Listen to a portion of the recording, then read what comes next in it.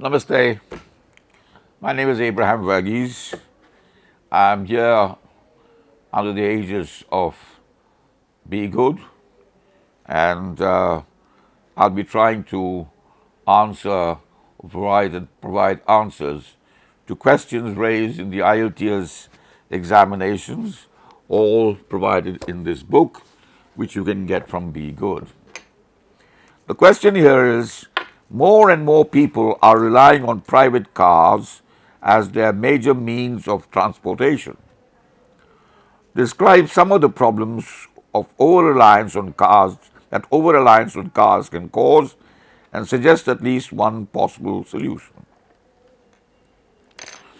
Well, there are many alternatives that can be provided where the use of transportation can be made easier, less explosive, as it were, as far as the atmosphere is concerned, less dangerous, less polluting,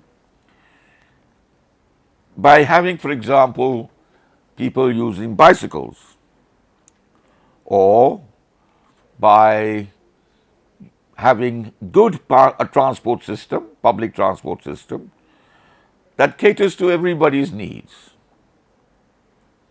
Yet, of course, you're bound to have those who are high and mighty, who cannot manage without going in their cars, and normally a limousine or some fancy bit of ironmongery.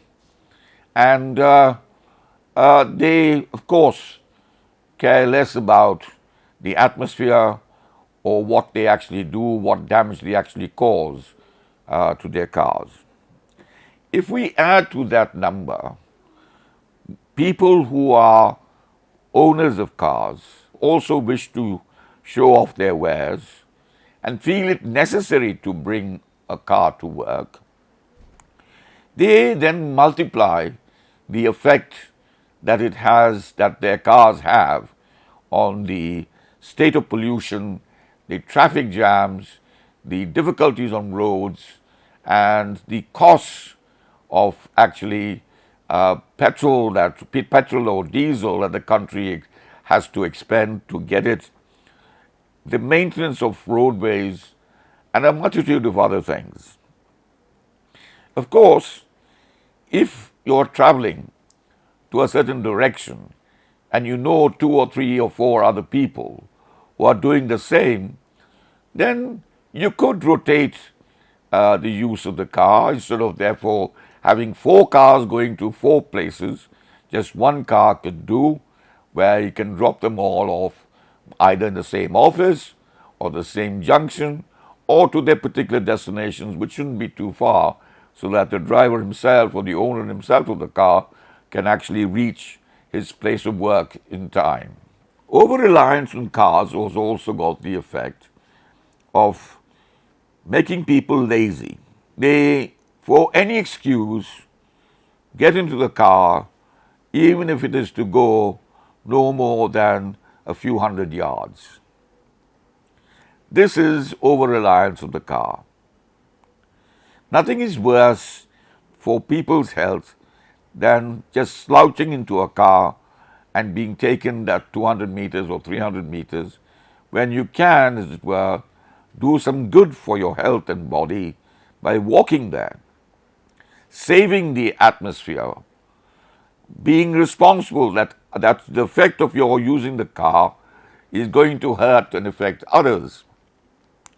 But we are so careless, we are so indifferent about the care of other people, we are negligent, in fact, that we don't care as to what effect we have by not being considerate and not being sensible in the manner in which we use our cars. To me, looking for a single possible solution is difficult. But if I were to choose amongst the many that have come my way and from my experiences abroad, it would be a public transportation system with underground trains proper buses who have separate routes so that they are not restrained by traffic jams, special facilities for their parking, and effectively a clean run on the road. To say or to think that cars should be eliminated is not only impractical, but it's impossible.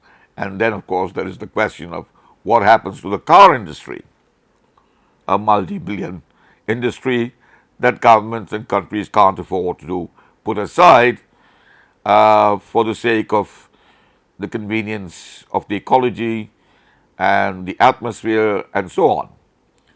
But there are solutions being found. There are green solutions being found. So, if these forms of public transport are given proper access, proper running conditions, proper environment, and proper support, they will be a great asset in reducing the number of cars that are necessary to use on the roads in order to get to work. Today, it's not just the question of diesel and petrol. There are electric cars. There are cars that are being made to use hydrogen. And no doubt, in some immediate future, we will find something even cheaper.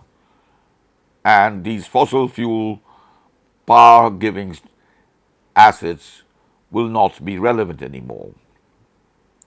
So, to repeat, I would provide a good, thorough, public, state-run transportation system, accountable to the people, run on a cheaper basis with the same level of efficiency, and lanes and structures built to suit their requirements, because you cannot eliminate the use of cars or motorcycles and things of that kind, motor engineered vehicles, completely from the roads.